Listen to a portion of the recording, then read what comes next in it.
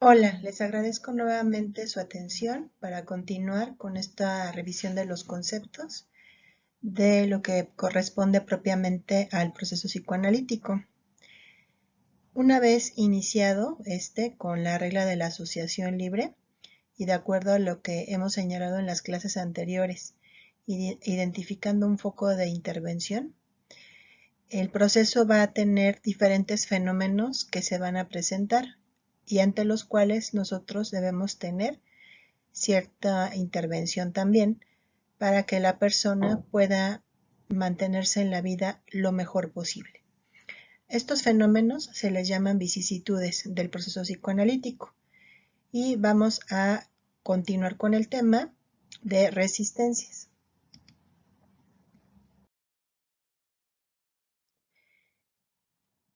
Estas se definen como todas las fuerzas que dentro del paciente o de la paciente se opondrán a los procedimientos y procesos del análisis.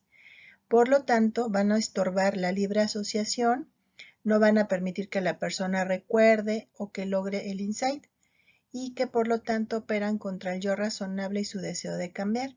Recuerden que este último se refiere a esta parte de la persona que en efecto quiere sentirse mejor, pero que tiene que luchar metafóricamente hablando con aquella parte de su yo que se quiere mantener igual. Este fenómeno de mantenerse igual pues es a lo que llamaríamos resistencia. Y estas se expresan mediante emociones o actitudes, ideas, impulsos, pensamientos, fantasías y acciones, y en su mayoría son inconscientes.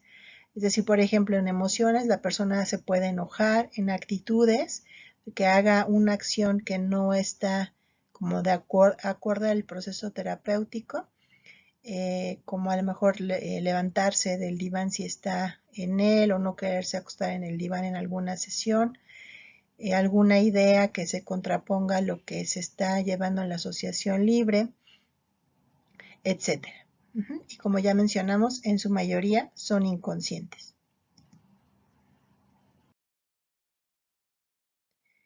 ¿Por qué se dan las resistencias? Porque se trata de evitar un afecto doloroso, como puede ser la ansiedad, que la persona no quiere sentir culpa, vergüenza o tristeza, etc.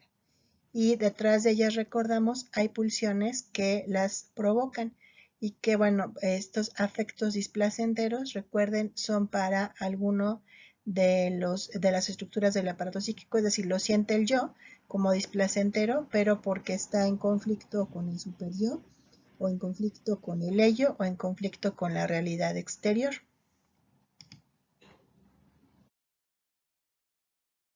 Grinson, siguiendo a Freud, hace esta clasificación de las resistencias.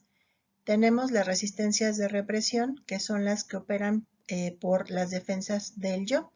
Pueden ser, por ejemplo, la expresión de cualquier mecanismo de defensa cuyo objetivo tiene no recordar, como en la imagen que ustedes están viendo, ¿no? Que la persona no recuerda esa letra. Digo, obviamente es una imagen que mueve a la gracia, pero que, bueno, ejemplifica esto, ¿no? Entonces la persona no puede recordar porque hay una operación del yo para no recordar.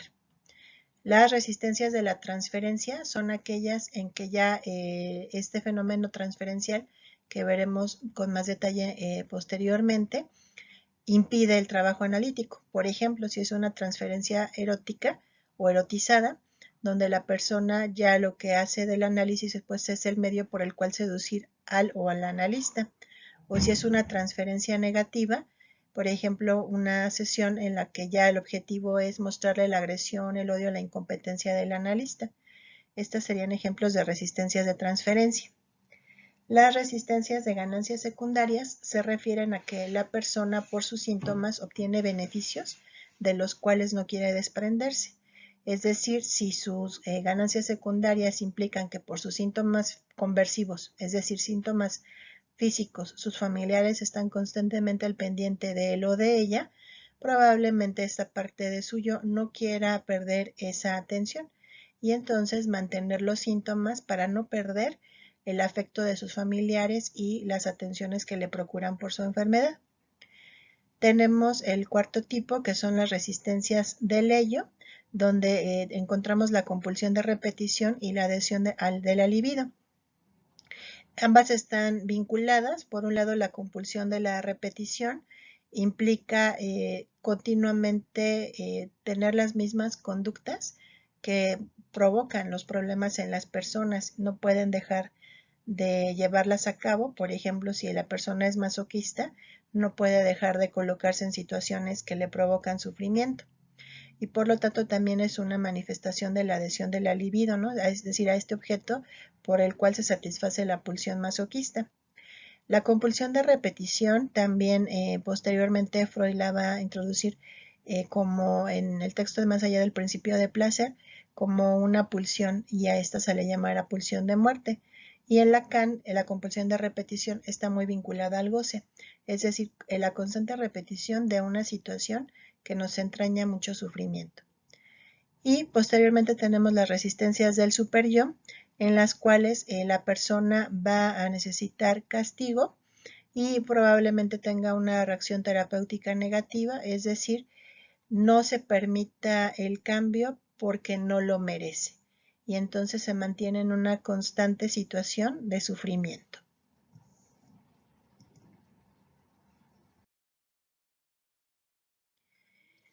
En este cuadro que retomo de Velasco, tenemos las formas frecuentes de resistencia. Por ejemplo, la persona guarda silencios prolongados, evita ciertos temas, tiene retrasos al momento de llegar a la sesión o inasistencias, se olvida del pago, se siente aburrido o aburrida, se intensifican sus síntomas, hay mayores respuestas corporales, se autodevalúa, tiene huida a la salud, es decir, considera que el trabajo ha sido maravilloso, exitoso y que ya terminó, y cuando eso no necesariamente sucede así. La inhibición intelectual se refiere a que no se le ocurre absolutamente nada. El aislamiento de la terapia de la vida personal, es decir, no habla de lo que está aconteciendo en su vida. El falso insight, es decir, aparentemente le ha caído un 20, pero sabemos que no porque pues pasa el punto 13, no hay cambio. El aparentar normalidad, guardar secretos, las actuaciones, que lo veremos más adelante en este video, que serían los acting outs, la transferencia como ya la expliqué, los afectos exagerados, es decir, respuestas emocionales muy intensas, pláticas que aparentemente no llevan a nada, y por otra parte el estar demasiado contento o contenta, hacer demasiadas bromas en las sesiones.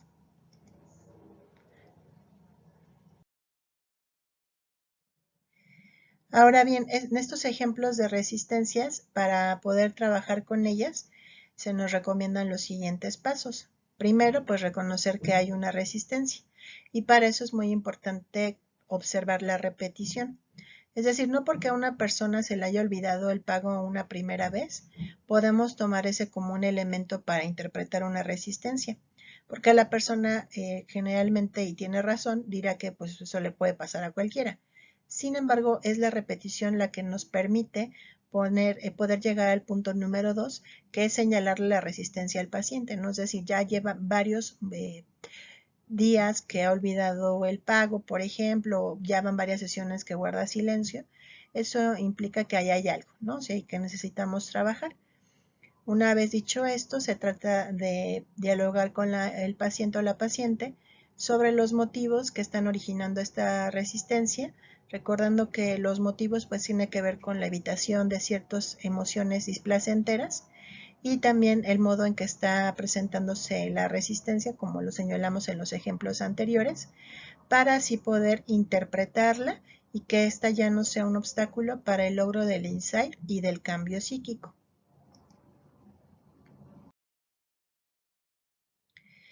Para poder interpretar esta resistencia o estas resistencias, nos hacemos estas tres preguntas. ¿A qué se resiste? Que generalmente se refiere al afecto indeseable. ¿Por qué se resiste? El deseo que está siendo prohibido y por lo tanto no se está manifestando. Y el cómo se resiste, que sería el tipo de resistencia del que estamos hablando y que ejemplificábamos en los 5 tipos anteriores.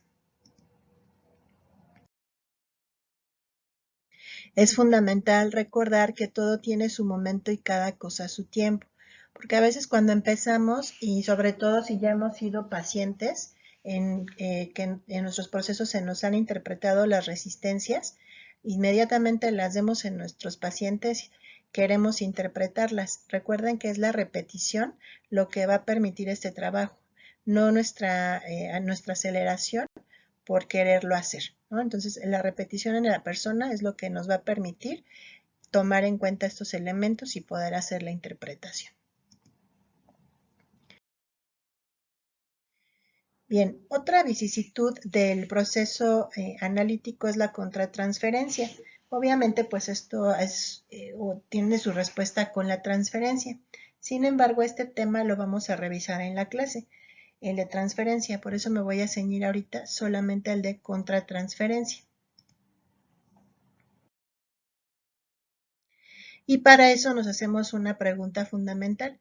¿La contratransferencia ayuda o estorba el tratamiento? Por eso les puse esta imagen de esta película que revisábamos cuando veían la unidad de aprendizaje de trastornos, que es la película de Un método peligroso y habla de la relación entre Gustav Jung y Sabine Spielrein, los dos psicoanalistas, pero que en la primera etapa de su relación pues eran paciente y terapeuta, ¿no? O psicoanalista.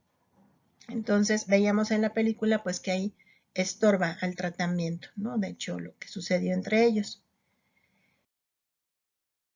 Entonces, ¿cuándo estorba la contratransferencia? Cuando, por ejemplo, como dice Reich en 1951, las reacciones contratransferenciales representan porciones no analizadas de la personalidad del terapeuta que interfieren con la situación del tratamiento. En este caso en Jung, ¿no? Su asunto de la monogamia, también de el no transgredir ciertas normas, y que lo veíamos en la película como lo activó mucho este analista también que le mandó Freud como paciente, que tenía una estructura perversa. Entonces, la contratransferencia estorba cuando nos hace tener acciones con nuestros pacientes que revelan que no hemos trabajado algo de nosotros mismos. Como por ejemplo, ¿no? Si tenemos pacientes que frecuentemente nos dicen que somos maravillosos y maravillosas y nosotros nos lo creemos, empezamos a lo mejor a adoptar un discurso del amo o del universitario con nuestros pacientes, creyendo que en verdad lo sabemos todo y que no hay mejores consejos, que ya de entrada la palabra consejos es problemática, pero que le podemos dar los mejores consejos y que sabemos cómo puede vivir su vida de la mejor manera, sin reconocer que a veces no lo sabemos ni de nosotras ni nosotros mismos. Entonces aquí sería un ejemplo de que estorba. ¿Cuándo ayuda? Por ejemplo, siguiendo a Heyman, cuando la contratransferencia es vista como las experiencias totales que incluyen todos los sentimientos y pensamientos que el terapeuta o la terapeuta experimenta como reacción a la interacción terapéutica. Entonces son estos sentimientos y emociones los que nos van a permitir, por un lado, ser empáticos con el otro, y también eso nos va a permitir reconocer en algún momento la experiencia emocional que está presentando, que quizá esa persona no es capaz de reconocer y que nosotros al experimentarla podemos regresarla de alguna manera para que la persona tome conciencia. Entonces, es un elemento fundamental, por ejemplo, para el diagnóstico o ya que estamos en la intervención, para cuando la persona tiene experiencias emocionales que no le son fáciles de reconocer.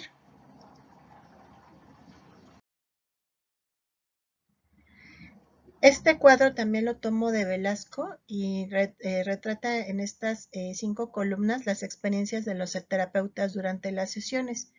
Nos pone, por ejemplo, como reacciones afectivas frente a los pacientes, ansiedad, celos, envidia, rabia, miedo, tristeza, enojo, simpatía o antipatía, temor, alegría, soledad, violencia, ternura, odio, pena, indiferencia, frialdad, abandono, etc.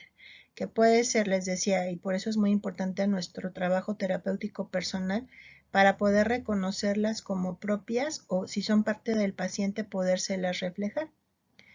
En las reacciones cognitivas se puede experimentar aburrimiento, distracción, inercia, es decir, dejarte llevar por lo que está pasando en la sesión, desorientación, que te sientes confundido, desinteresado o con un interés excesivo o demasiada admiración por lo que se te está diciendo o que te sientes inundado por lo que te está mencionando la persona, es decir, sientes que te está diciendo o depositando demasiado y que ya te estás empezando a sentir saturado, o evoca fantasías en la persona como que a lo mejor se puede suicidar o le puede hacer algún daño.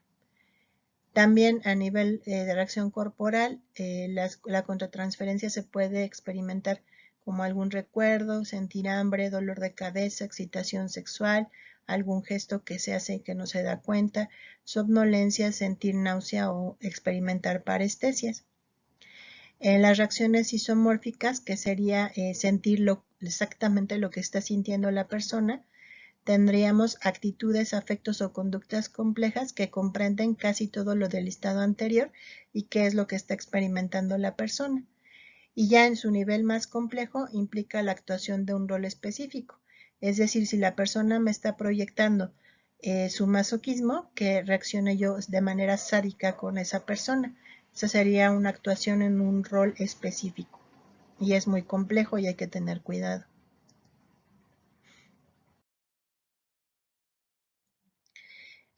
Otra manera de reconocer estas manifestaciones contratransferenciales también nos las expone Velasco en este cuadro, siguiendo a Langs. Por ejemplo, tener fantasías sexuales o agresivas hacia el paciente en forma recurrente o intensa, o bien tener sueños repetitivos acerca del paciente, en especial los que tienen un elemento de renuncia, es decir, dejar de hacer algo con la persona que tenemos como paciente.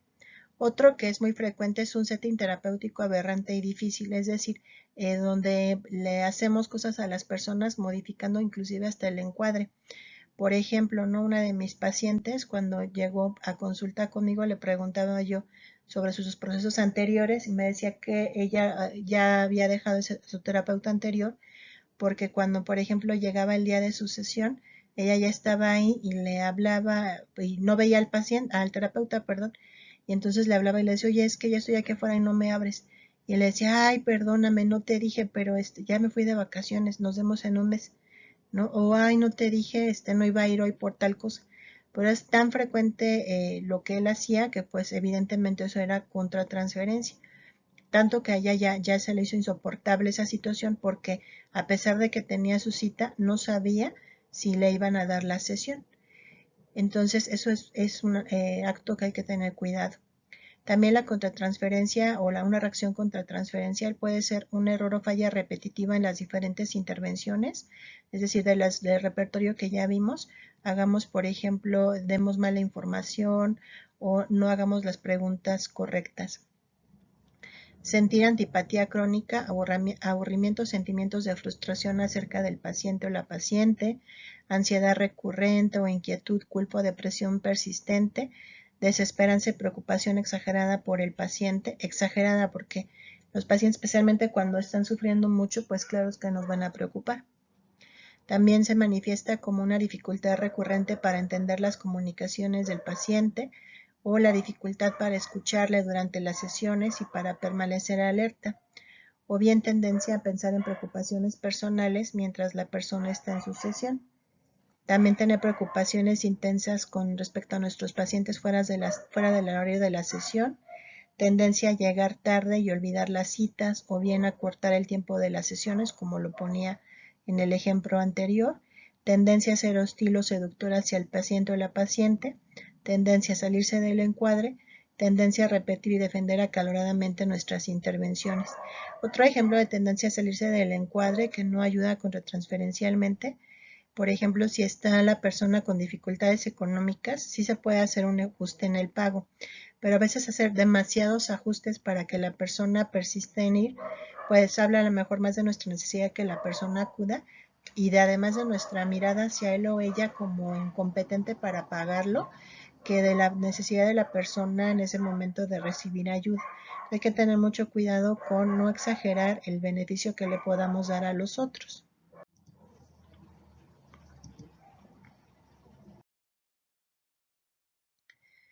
¿Qué hacer cuando ya reconocimos que tenemos una reacción contratransferencial? sea como lo hemos planteado desde un inicio, como algo que nos puede ayudar o bien como estorbo. ¿Por qué se ha presentado esta intensidad, ¿no? Que implica discriminar si es mío o pertenece al otro? ¿Con qué parte de mi mundo interno en este papel de rol, en este rol, perdón, que tengo de terapeuta se está conectando? Y por lo tanto, ¿qué puede referirse al paciente? O sea, ¿qué intenta comunicarme para podérselo devolver? Esta, este intento de comunicación nos habla también de esta relación objetal que ya hemos hablado en clases anteriores, qué relación objetal se está representando en este momento y ante la cual quizá yo esté reaccionando. Es decir, si se está representando una relación diádica analítica, quizás se me está pidiendo que actúe el rol de demasiada ayuda, ¿no? Entonces, esto puede ser que no le ayude a la persona. Así pues, nos preguntamos cómo toda esta información nos permite transformar este conocimiento en intervención que le sea de ayuda a nuestro participante, analizante, paciente, como gusten llamarle.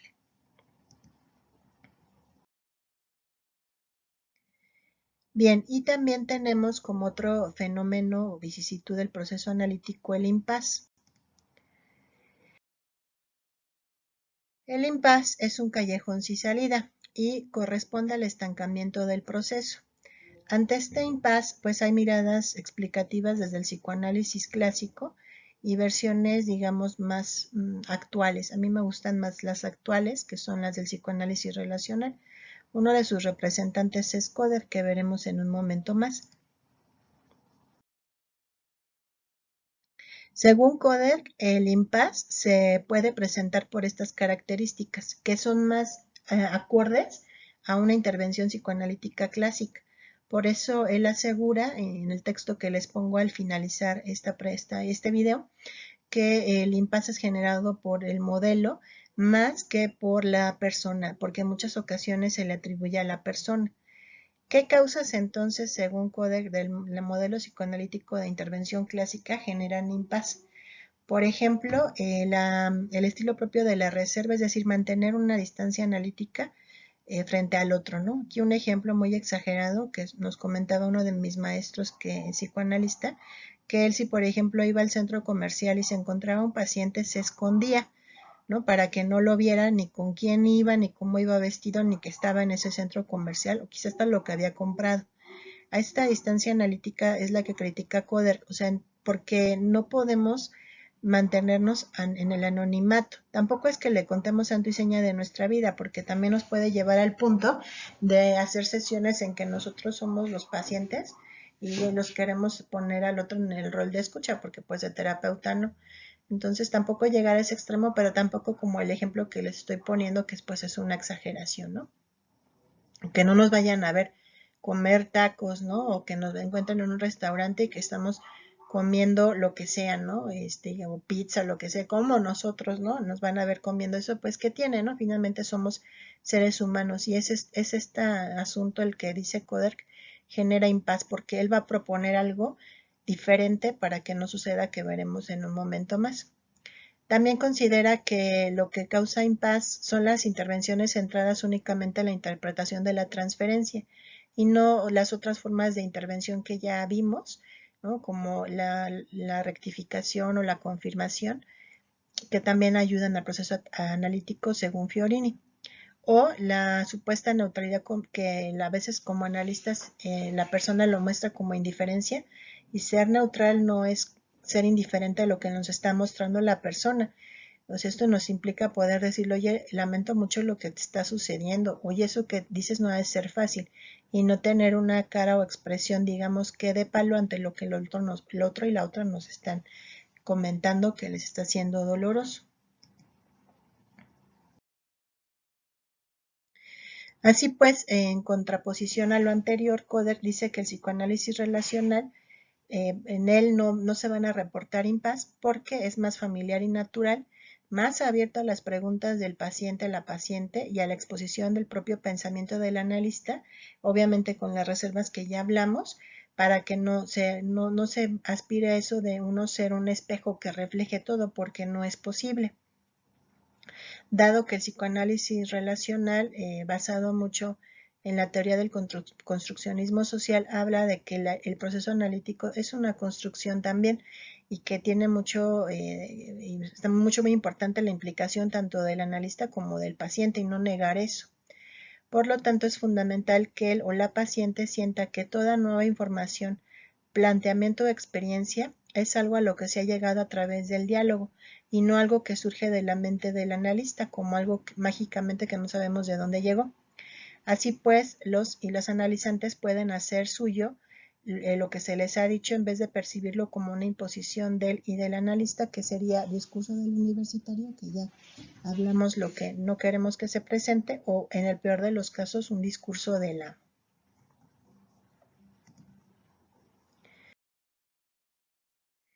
Y finalmente tenemos la experiencia del acting out.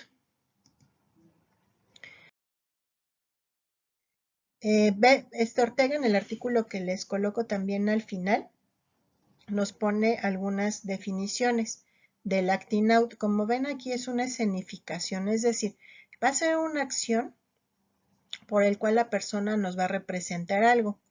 Entonces, vamos a ver la primera. Menciona que el término ha sido escogido por Freud a fin de establecer una relación de desplazamiento en la teoría, es decir, se pasa el paso de la abreacción, es decir, ya la persona no solo expresa la emoción, sino que significa el acto. Es el salto de la simple catarsis al psicoanálisis propiamente dicho. Es decir, un acting out va a ser cualquier acción que haga la persona que sale de la escena, es decir, sale de lo que comúnmente hace. Puede ser que inclusive interrumpa el proceso, en ese momento interrumpa la sesión, o si es fuera, no algo que hizo la persona fuera que no, en el cual no se reconoce, ¿no? Por eso dice Freud que el acting out es una acción que se hace para no recordar, pero en la acción se está representando lo olvidado. Por lo tanto, nos lleva al punto 2, donde dice que no se trata de una reproducción del pasado solamente, sino de una repetición escenificada. Entonces, dice, el acting es una proposición subalternante que halla su origen en la repetición. Es decir, esta puesta en escena nos habla de algo que la persona no puede recordar de su propia vida, pero que mantiene de manera repetitiva.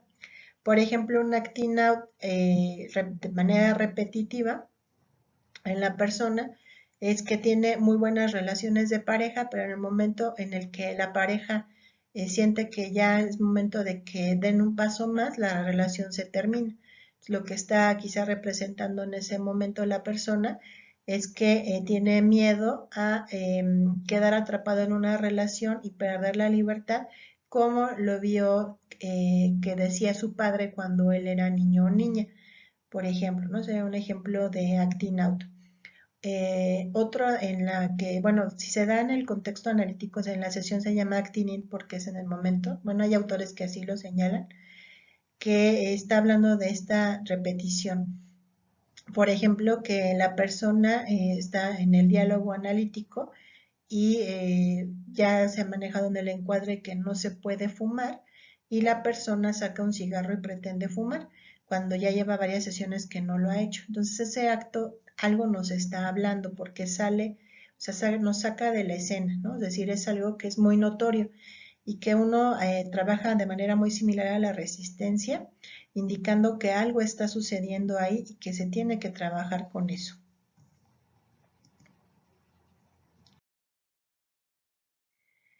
Esta repetición, dice este autor Ortega, transcurre siempre ante la mirada de un otro imaginario. Retomando a Lacan, este otro imaginario, es decir, esta puesta en escena no es para el analista como tal. Bueno, esa es la interpretación freudiana clásica. Para Lacan sí es un acto que va dirigido al analista, ¿no? Entonces, esta acción le llama, este otro imaginario más bien fantasma del recuerdo, testigo de la sociedad, de la soledad, perdón, estatua del deber o mensajero del destino. Es finalmente alguien, ¿no? O sea, ante quien se está haciendo esta repetición. Pero la persona que lo desempeña representa su propio papel sin reconocerse en la imagen que proyecta y desconociendo el momento en que sube a escena, o sea, no sabe por qué está repitiendo lo que está repitiendo y quizá ni siquiera el personaje que está representando. que puede ser él mismo pero, y ella misma, pero obviamente en qué momento de su vida, ¿no? Puede ser inclusive la representación de alguien más. La escena y los actores involucrados en este acting representan la galería fantasmática del paciente, es decir, estos objetos que la persona ha internalizado. Metafóricamente podrían ser llamados ángeles y demonios de la mascarada, no son sino expresión de aquello que conforma la intimidad del paciente, es decir, esto nos está hablando de la persona. Y el acting también es una resistencia del yo. Es decir, se hace esto para no recordar, ¿no? Este acting out. Entonces, cualquier acción que interrumpa, ¿no? Que saque de escena, de acuerdo al modelo freudiano, vamos a ver que para Lacan el acting out es un llamado al análisis.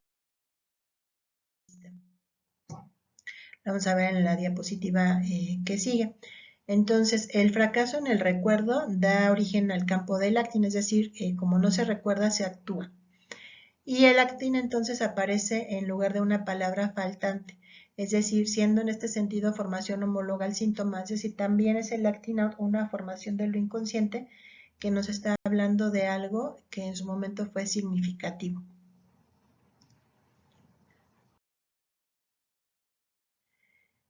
El acting es un hecho de transferencia propiciado por esta, es decir, por el proceso analítico y producto muchas veces de la contractuación, perdón, hay que tener aquí cuidado, porque a veces, y esto es a lo que se refiere Lacan, el acting out es un llamado al analista, es decir, aguas analista, porque no estás haciendo tu trabajo.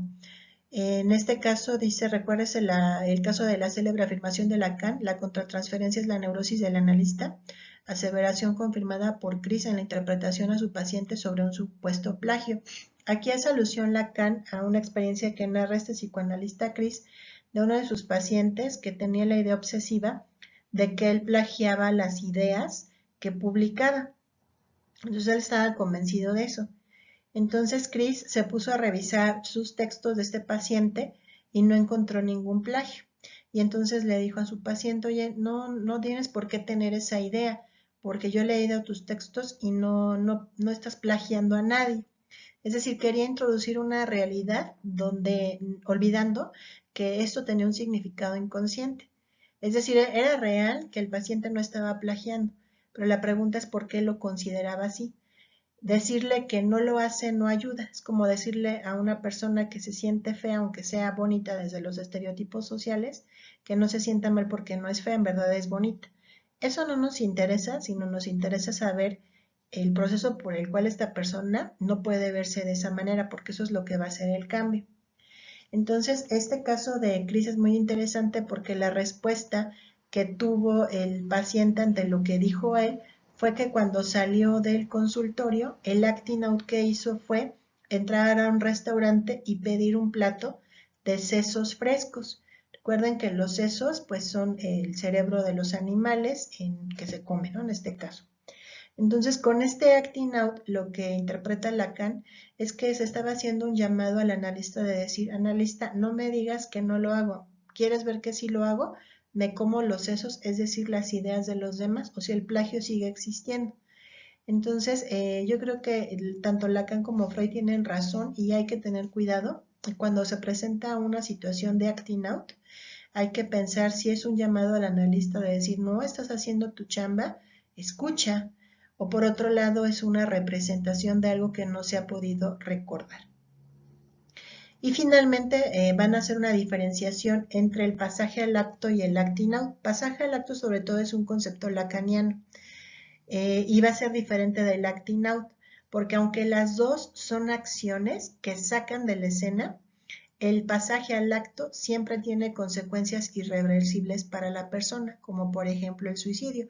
Este no sería considerado un acting out, sino un pasaje al acto, porque no hay manera de volver atrás, ¿no? Hay quien dice, por ejemplo, también que pasaje al acto es embarazarse, ¿no? Porque ya no se volverá a ser el mismo o la misma, ¿no? Después tanto de si el embarazo prosigue, perdón, o no, ya las cosas no volverán a ser las mismas de antes, o por ejemplo una persona que se ampute o se provoque un accidente que no pueda tener una marcha atrás, ¿no? Entonces pasaje al acto Es un fenómeno diferente al acting out, aunque ambos comparten ser acciones.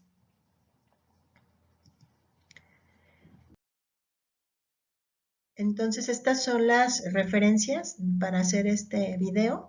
Hay muchas más, nuevamente lo hice de la manera más sintética para que fuese didáctico para nuestra intervención, puesto que estos fenómenos pues pueden presentarse en la intervención que vamos a realizar. Debemos estar atentos y atentas a observarlos, buscar más bibliografía para poderlos comprender a nivel teórico, pero nuevamente el trabajo de nuestro propio análisis fundamental para trabajarlos es la supervisión y pues obviamente de la formación que incluye la experiencia con estos pacientes que vamos a tener. Les agradezco mucho su atención y quedo atenta a sus dudas y comentarios. Que se encuentren muy bien. Hasta pronto.